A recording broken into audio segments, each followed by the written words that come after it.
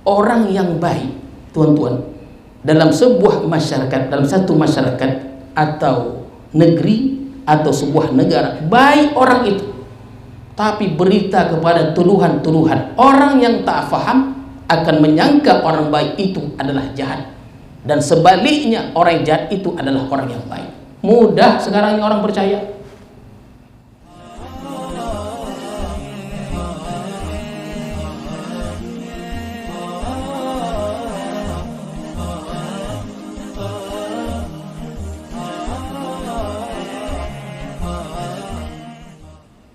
Bismillahirrahmanirrahim.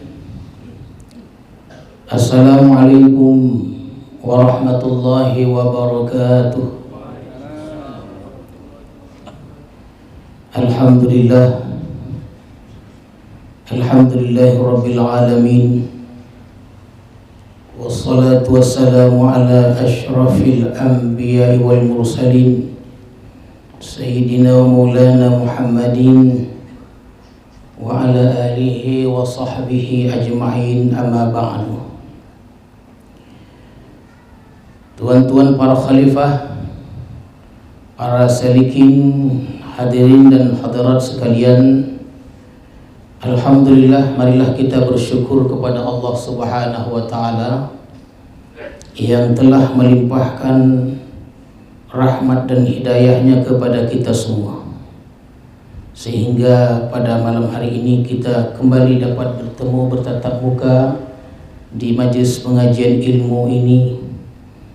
Mudah-mudahan kita semuanya senantiasa dalam rahmat Allah Subhanahu wa taala. Salawat dan salam kita ucapkan dan kita sampaikan kepada Rasulullah sallallahu alaihi wasallam beserta keluarga, para sahabat dan para pengikut beliau. Mudah-mudahan kita semuanya mendapat syafaat Rasulullah di hari kemudian nanti. Amin ya rabbal alamin. Bismillahirrahmanirrahim.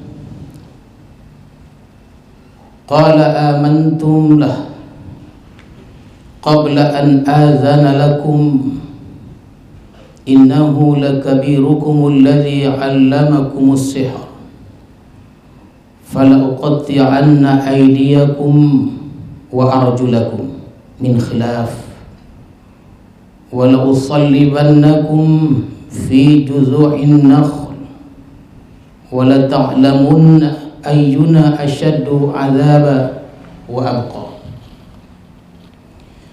Ayat yang ke-71 dari surah Thaha ini merupakan sambungan pengajian kita pada minggu sebelumnya.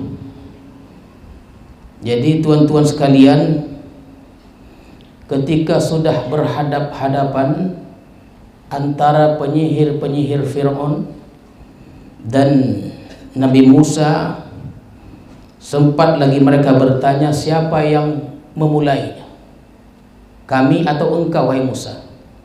Maka Musa berkata, silakan kamu semuanya memulai sihir kamu itu. Jadi sihir ini, tuan-tuan sekalian, terkadang ada sebahagian orang tidak percaya dengan sihir ini. Umur sihir ini sudah lama dia. Di zaman Nabi Sulaiman ada sihir. Kalau tidak, bagaimana pula Ifrit itu memindahkan singgasana Ratu Balqis ke kerajaan Sulaiman. Di zaman Nabi Isa alaihissalam luar biasa. Kahin-kahin, dukun-dukun pada pasangan itu adalah mereka mempunyai sihir semuanya. Maka Allah utus Nabi Isa mengalahkan semua sihir-sihir itu. Bukan hanya mampu mengobati orang penyakit apapun, bahkan orang mati pun dapat beliau hidupkan. Di zaman Nabi Muhammad ada juga sihir itu. Bahkan ramai juga tamu-tamu kita yang datang menceritakan hal-hal yang aneh-aneh, tapi kita tidak mau merespon itu. Kita hanya mendoakan kepada Allah, Allah hindarkan dari segala yang tidak baik itu. Kalau diceritakan nih tentang aduan-aduan masyarakat itu, tentang perkara-perkara yang aneh yang mereka hadapi, diri mereka, keluarga mereka, pekerjaan mereka, perniagaan mereka, aneh-aneh semuanya. Bahkan dulu itu ada satu kajian ilmiah dari UNRI, Universitas Riau itu, ditemukan satu kajian ilmiah yang mampu mengislamkan orang Sakai di pedalaman itu adalah orang-orang tarikat. Jadi rupanya bahkan dikatakan Allahu a'lam, banyak yang keluar dari sana itu mati dia atau cacat dia. Karena orang-orang pedalaman itu mereka uji dulu pendakwah-pendakwah itu hebat atau tidak. Ternyata dalam kajian itu orang tarikatlah yang mengislamkan mereka. Tarekat Naqsyabandiyah Khalidiyah katanya. Tentu itu dengan kekuatan batin, banyaknya zikir dan amal-amalan lainnya. Jadi ketika sudah berhadapan itu, silakan engkau semua melemparkan. Maka serta merta tuan-tuan sekalian, para penyihir-penyihir Fir'aun itu melemparkan yang dikatakan oleh riwayat itu ratusan tali temali dan tongkat.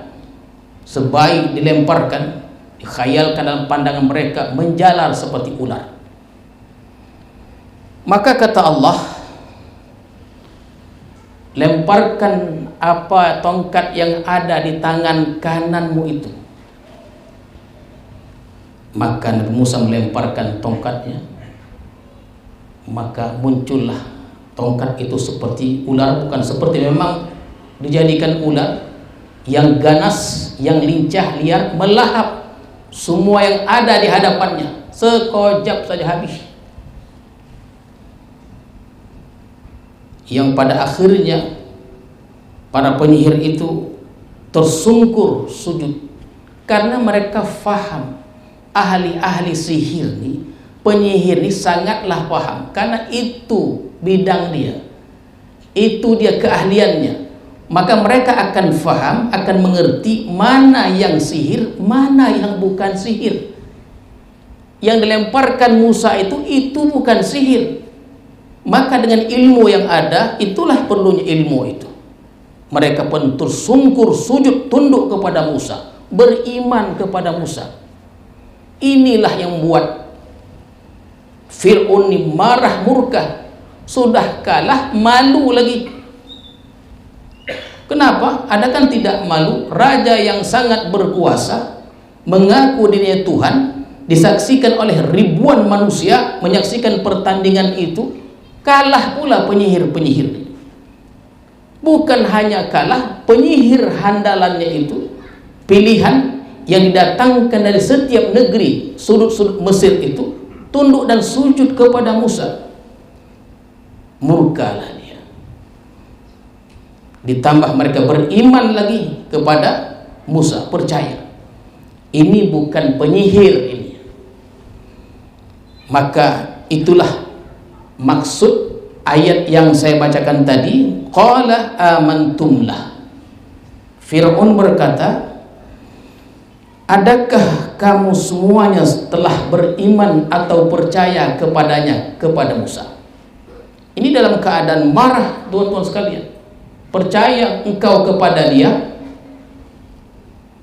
dalam keadaan malu disaksikan oleh ramai manusia. Maka tuan-tuan sekalian, untuk menghilangkan rasa malu, dibuatlah tuduhan-tuduhan kepada Musa. Pemerintah ini begitulah dia. Apa yang tak ada pada pemerintah kerajaan, semua dia ada, semua dia boleh buat. Kenapa? Semua dia ada, semua dia ada, media dia, semua dia ada. Maka dia sangat mudah dan luasa untuk menyebarkan apa yang dia inginkan untuk sampai maksud dan tujuannya itu. Memanglah Fir'aun ini pandai. Dituduhnya lah, tuan-tuan sekalian, aku tahu katanya. Allah berfirman, kata Fir'aun tadi, innahu lakabirukumul ladzi 'allamakumus sihar. Aku sekarang paham, aku tahu ternyata kalian nih bersekongkol untuk memalukan aku, berkawan kalian ini, dan Musa ini adalah ketuanya yang mengajarkan kalian sihir-sihir itu. Kalian ini pura-pura lagu aja, bertanding, dah tahu siapa yang menang siapa yang kalah untuk memalukan aku.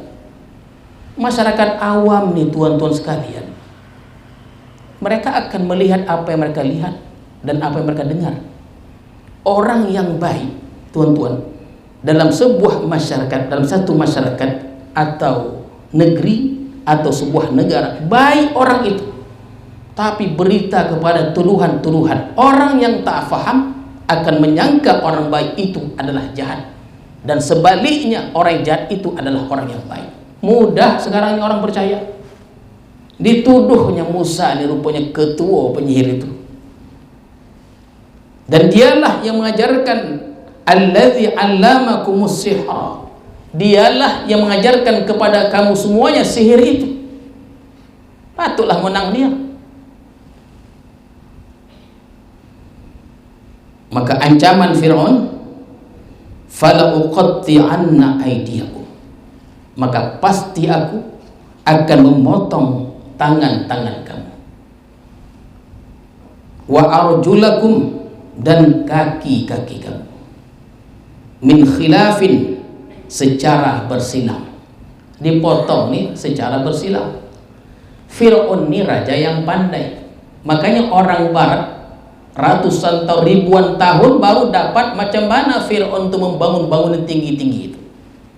Tak dapat mereka ilmunya. Orang pandai sekarang ini lama baru tahu ilmu Fir'aun, macam mana Fir'aun itu membangun bangunan yang tinggi-tinggi itu. Tak mungkin orang zaman dulu mengangkut batu-batu besar untuk dijadikan bangunan. Rupanya kata Fir'aun kepada Haman, Allah sebutkan Quran, Haman, bina untukku bangunan tinggi. Caranya engkau bakarlah tanah liat itu. Tanah liat itu dibakar jadi batu. Kalau tak pandai bisa dibuat lagi. Ya, tumbang bangunan nanti. Ada cara-caranya, tak tahulah kita cara itu macam mana.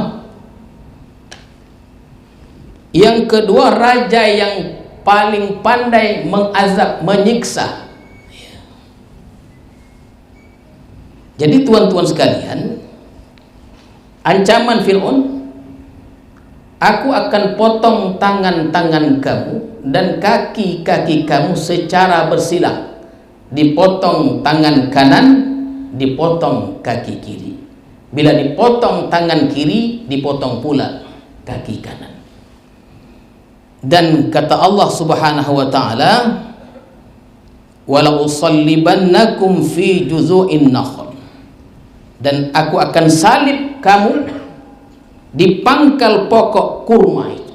Artinya ada riwayat mengatakan diikatlah sekuat-kuatnya di pokok kurma itu, hampir-hampir badan ini masuk ke dalam pokok itu, semakin kuatnya ikatan itu. Dalam keadaan tangan terpotong, kaki terpotong, min khilafin, secara bersilang. Ditunggu sajalah matinya, kena angin ya, kena terpan angin. Tuan-tuan, dia kalau tangan terpotong, kaki kena angin, panas, demam, berangsur-angsur dan mati dia. Jadi mati itu berangsur-angsur. Wala ta'lamunna, dan saya engkau akan tahu, akan faham, mengerti, ayyuna asyaddu azaban wa abqa. Kalian akan tahu, katanya ancaman kepada penyihir-penyihir itu, siapakah di antara kami, ayyuna asyaddu, aku atau Tuhan Nabi Musa yang selalu didakwakannya, kalau tidak beriman nerakalah imbangnya, dan neraka itu penuh dengan azab-azab yang luar biasa. Azab itu yang paling pedih atau azab aku yang paling pedih? Kalian asokanlah. Wa abqa, dan kekal. Kita mendengarnya saja tuan-tuan sekalian takut kita. Mendengarnya saja takut. Kalau terlalu lama kita kaya, bahaya. Terlalu lama kita ada jabatan, bahaya juga. Nanti muncul ujub sombong, kita remehkan orang-orang yang ada sekeliling kita. Ini Fir'aun ini karena sudah terlalu lama berkuasa, akhirnya mengaku dirinya Tuhan yang wajib disembah oleh umatnya itu. Makanya kadang-kadang orang kan banyak datang itu, mengadu dia, Tuhan nih, usaha saya sekarang ini udah setahun ini mundur terus Tuhan. Mundur, tidak maju dia, mundur saja, tak laku. Mulailah menuduh, tak laku, mulailah menuduh. Saya bilang, ini Tuhan nih, nanti kalau dia maju terus, ya laris saja terus, nanti tak datang ke Islam. Begitu dia, mundur nih lah Tuhan yang datang kemari ini. Bawa air nih, saya bilang, boleh lah macam mana Tuhan mau boleh. Karena tuan-tuan sekalian, orang kalau sudah berniaga nih, punya usaha, lain orang, lain caranya. Terkadang dia, bukan kita menuduh, lain orang berdagang itu lain pula caranya. Terkadang menggunakan cara-cara yang tidak diridhoi oleh Allah Subhanahu wa Ta'ala. Aneh-aneh. Aneh-aneh. Kalau kita dengar tuh, tak masuk di akal gitu. Hanya hajat untuk supaya maju saja usahanya itu. Macam mana tak mundur? Hari ini buka jam 7 pagi, besok jam 9 pagi. Uang pun balik muli dompet. Ika dia tu betul nak berjualan. Hari ini buka jam 7, besok jam 9. Oh tak boleh. Yang bersih lah, yang ramah kita, ya, harganya terjangkau. Itu yang saya tahu kalau saya tak salah di pasar di Jalan Asia itu kalau kita mau beli apa peralatan apa saja lah, itu ditanya toko sini harganya murah nih.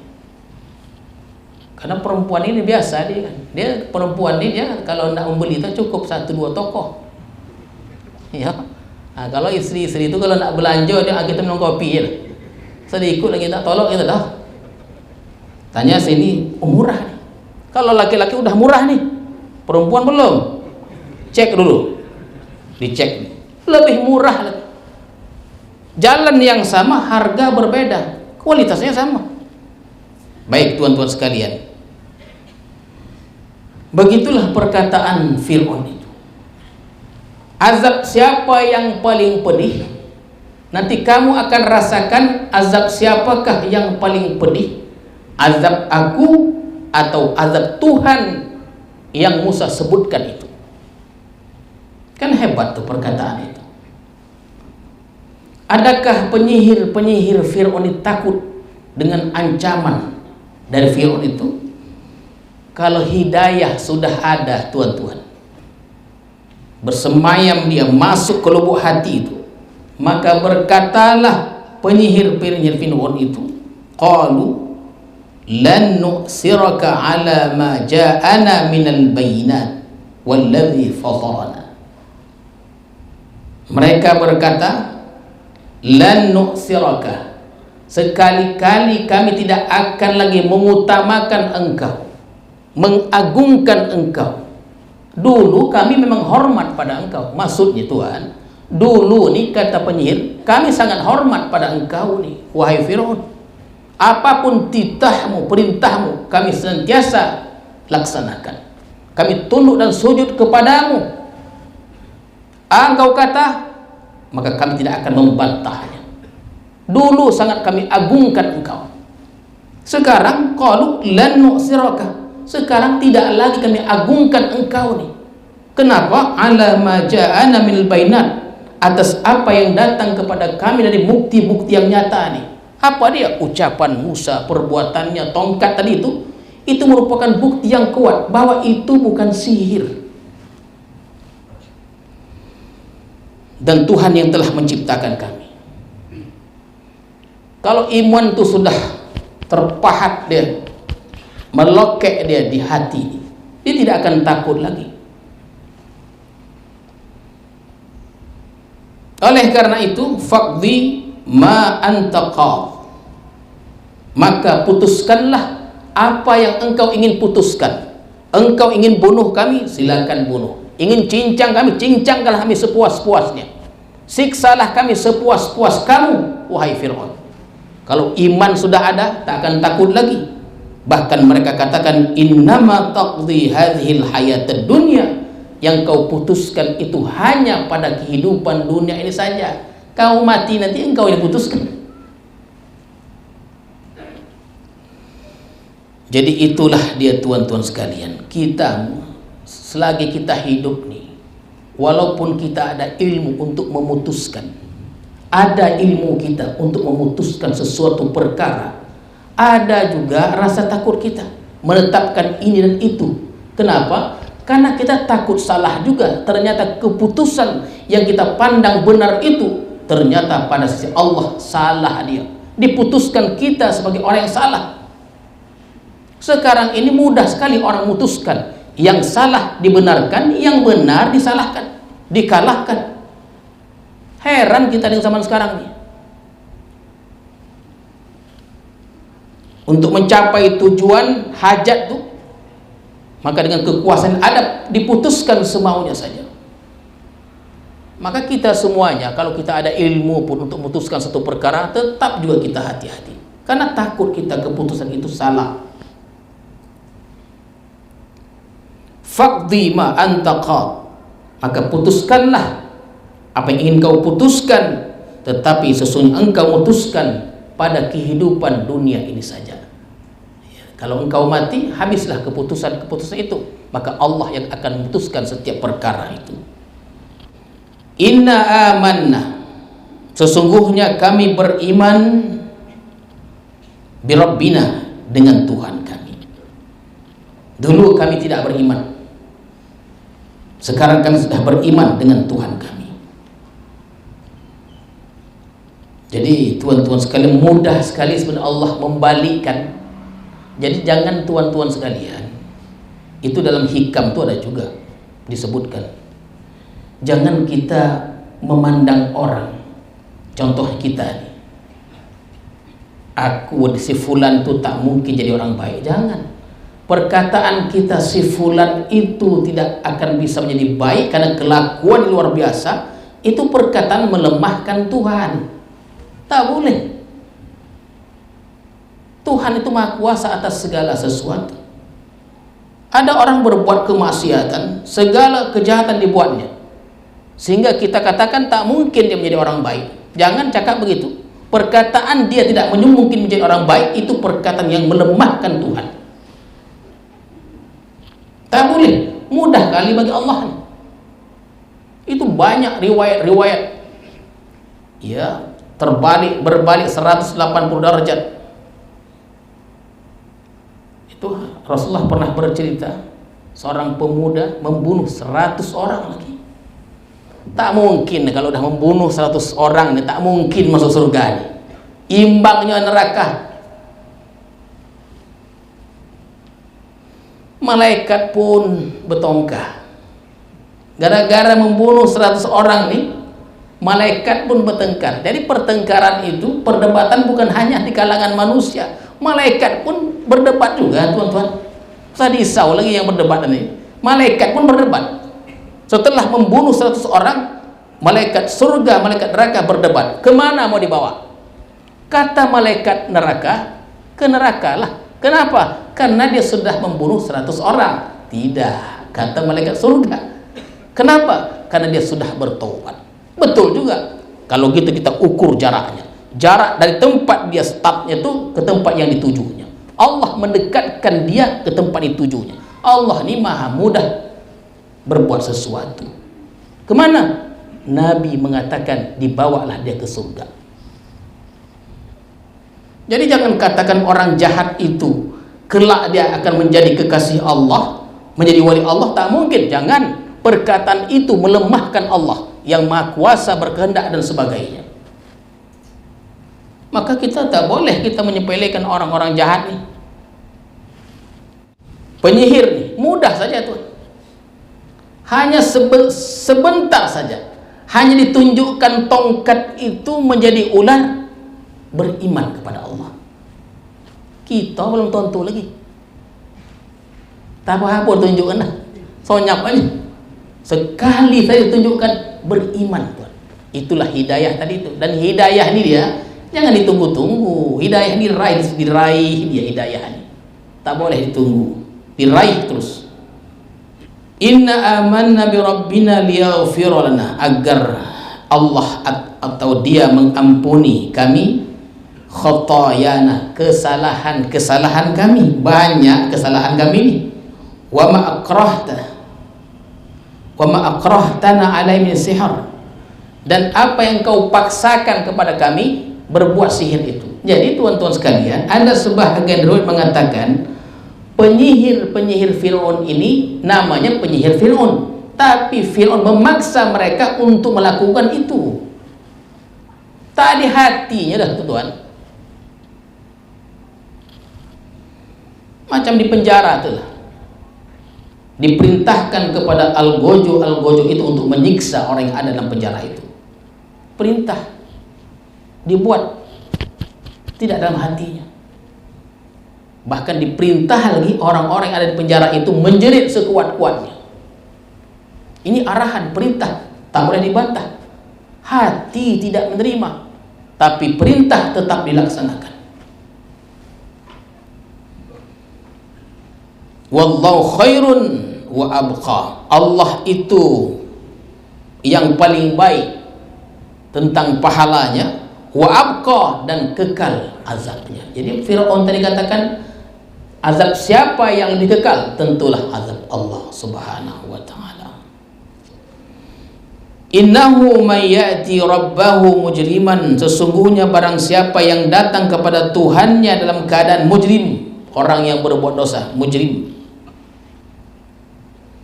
fa inna lahu jahannam, maka sesungguhnya baginya itu adalah jahannam, la yamutu fiha wa la yahya, dia tidak mati di dalamnya dan tidak hidup juga.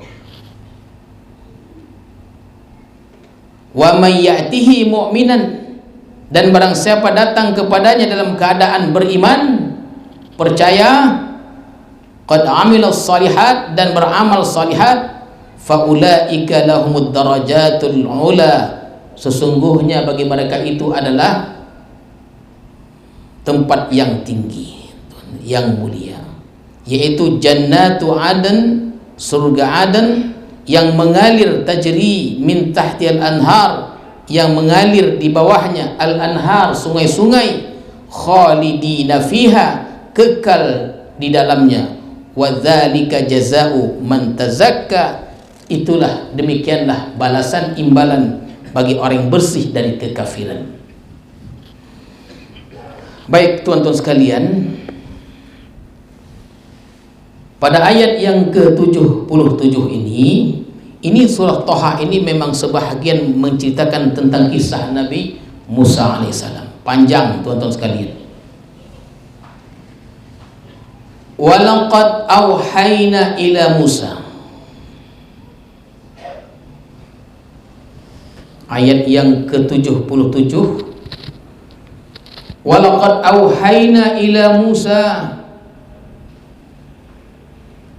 dan sesungguhnya kami telah wahyukan kepada Musa, an asri bi ibadi,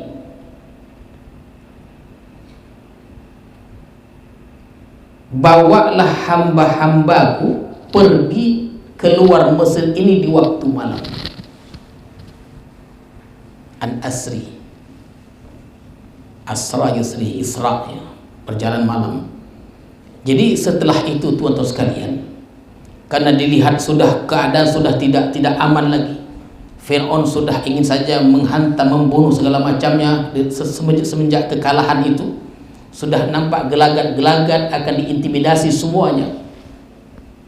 Maka kata Allah wahyukan kepada Musa, walaqad auhayna, dan sesungguhnya kami telah wahyukan kepada Musa, an asri ibadi, bawalah pergi hamba-hambaku itu di waktu malam. Tuan-tuan sekalian, yang mau dibawa pergi ini kata riwayat 600.000 orang, lebih 500.000 manusia. bersilam 3.000, di dalamnya 1.500 kalau tak salah. Ini yang mau dibawa ini 600.000 orang. Perkembangan 600.000 ini selama 400 tahun lamanya.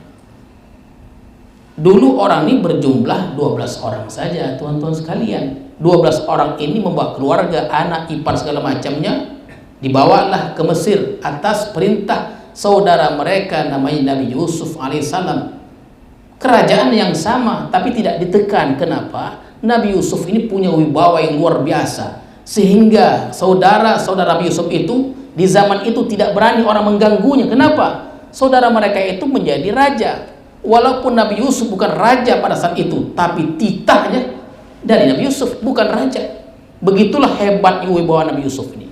Setelah Nabi Yusuf meninggal, mulailah mereka dihina, dipijak, diinjak harkat dan martabat mereka. 100 tahun, 200 tahun, sampai 400 tahun lamanya dihina mereka, dibunuh, dicaci dan sebagainya, dan menjadi budak, diperbudakkan. Berapa lama? 400 tahun. Dalam 400 tahun itulah tuan-tuan sekalian, jumlah keseluruhannya 600.000 orang.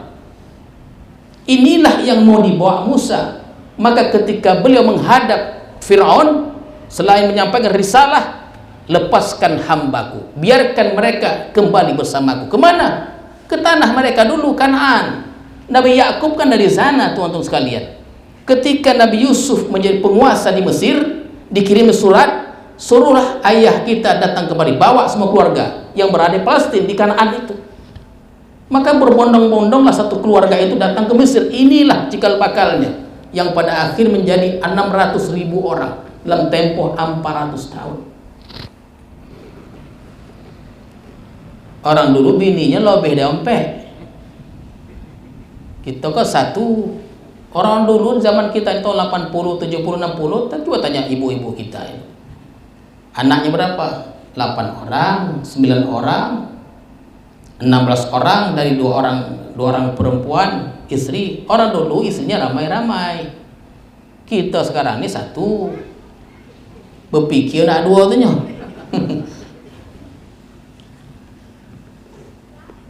Jadi cepat perkembangan itu. Hamka sebutkan 600.000 orang. Inilah yang mau dibawa. Lepaskan hambaku, kaumku, ya, lepaskan kaumku untuk kubawa keluar dari negeri Mesir ini. Inilah saatnya, Tuhan. Inilah saatnya. Sudah turun perintah. Maka walaqad auhayna ila Musa. Ketika gejolak semua semakin sudah mulai bergejolak, turunlah perintah ini. Bawalah hamba-hambaku. Kata Allah, hamba-hambaku. Yang Allah selalu sebutkan, dan kita akan sebutkan Bani Israel. Orang-orang Israel ini paling suka disebut Bani Israel. Bani itu anak, Israel itu Yakub, orang yang patuh. Padahal orang itu tak ada patuhnya dong. Tapi goma disebut patuh. Fadrib lahum tariqan fil bahri yabasa. Tariqan yabasan nih tuan-tuan sekalian. Maka buatlah bagi mereka itu satu jalan yang kering di laut. La takhafu darakan wa la takhsha. Jangan engkau takut, khawatir tersusul atau tenggelam. Jangan khawatir. Jadi tuan-tuan sekalian, maka pada surah yang lain, dan itu belum kita ceritakan, dan itu akan terulang lagi pada surah yang lain setelah surah Toha ini, akan dijelaskan tentang perjalanan ke laut itu. Di sini tidak disebutkan. Walaupun begitu saya akan jelaskan sekilas tuan-tuan sekalian. Maka dibawalah 600.000 orang ini keluar di waktu malam. Kalau waktu malam kan terhalang pandangan. Kalau pagi semua orang melihat. Kalau malam dia keluar, itu malam, kegelapan malam kan menghalangi pandangan itu. Disitulah Allah perintah untuk keluar dari kampung itu, negeri Mesir itu, 600.000 orang. Macam mana caranya supaya tak ketahuan?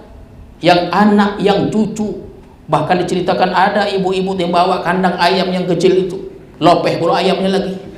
Begitulah banyak cerita Israel seperti itu, tuan-tuan sekalian. Keluar di waktu malam. Apakah semuanya keluar?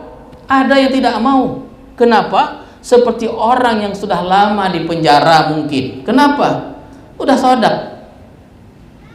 Udah lama. Ada yang tidak mau. Untuk apa aku susah-susah lagi? Di penjara ini sudah ada semuanya. Udah terbiasa. Ada yang tak mau. Itu mentalitinya sudah begitu. Tuan-tuan sekalian, keluarlah. Dalam surat lain itu, ayat lain diceritakan, terdengarlah kabar ketika 600 orang ini sudah mendekati laut. Terdengarlah kabar kepada Fir'aun bahwa Bani Israel ini sudah keluar dari negeri Mesir ini. Mau keluar dari negeri Mesir ini. Ada istilahnya, ada satu bahasa Fir'aun, Lashilzimah. Itu kecil, marahnya luar biasa. Hebat dong tuh. Kocik lagi dah pandai nak begitu. Nak keluar pula berani. Itu hal yang kecil, sepele. Sempat dikatakan Fir'aun, minum dulu, makan dulu, tunggu dulu, tak apa-apa. Itu hal yang mudah. Kita binasakan semuanya. Tuan-tuan sekalian, maka disiapkanlah 4.000 pasukan. Semuanya berkuda terlatih. Mungkin untuk membunuh, menyiksa 600.000 orang ini. Ketika menjelang pagi, malam mereka keluar, sampailah mereka di pinggir laut. Dikatakan bagian utara Laut Merah itu. Itulah maksud Allah, walaqad auhayna ila Musa an asri bi ibadi fadrib lahum tariqan fil bahri yabasa. Di ayat ini tidak diceritakan. Di ayat lain diceritakan, tuan-tuan sekalian. Tidak terpikir oleh Musa nih apa yang mau dibuatnya, tapi beliau yakin dan percaya kepada Allah akan menolongnya. Karena ini perintah dari Allah. Ketika dari kejauhan terdengarlah suara sayup-sayup, suara tapak kuda itu, dan mulai debu itu naik ke atas, artinya sudah pagi. Dan Fir'aun sudah melihat keramaian itu. Ketika diperintahkan untuk dipukulkan tongkat itu ke laut, tiba-tiba terbelahlah menjadi dua. Sebelah kan kiri seperti gunung yang terjal keras. Jadi tuan-tuan sekalian, itu namanya hukum kausalitas nih. Itu ciptaan Allah. Allah menciptakan air dan Allah juga menciptakan hukum yang berlaku bagi air itu.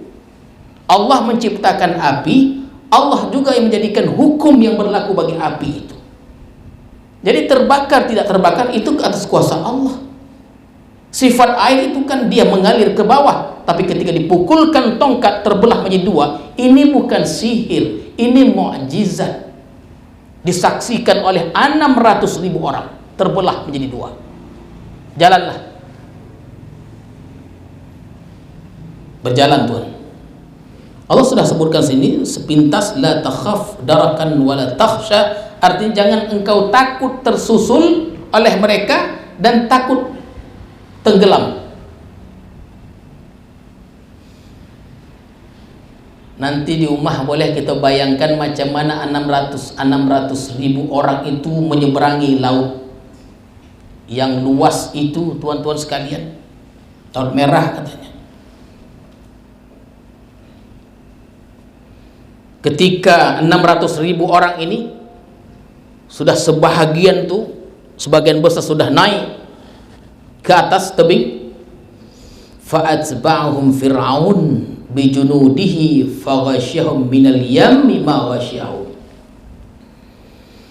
Fa'atba'ahum, maka mengikuti oleh mereka Fir'aun, bijunudih, dengan tentaranya, pasukannya, maka mereka ditutup oleh laut dan yang menenggelamkannya. Jadi tuan-tuan sekalian, itu ditengok mereka itu 600 orang tenggelam di laut yang luas itu. Setelah itu macam tak terjadi apa-apa, macam ada orang tak tenggelam. Kita di Silam kok satu orang tenggelam hingga mana habis satu orang ya. Tengok ini 600.000 orang seperti tidak terjadi apa-apa. Itu kalau kita pernah naik kapal dulu di tahun 90 2000 itu. Saya dulu selalu naik kapal nih, Medan Jakarta dulu. Kapal tuh waktu mau naik itu besar kali, 7 tingkat dia. 7 tingkat. Besar tuh kapal tuh. Waktu mau naik itulah, naik tangga, ya Allah besar, orang 7.000. Ketika berada di tengah laut, kocik betul kapal tuh. Tak ada lah.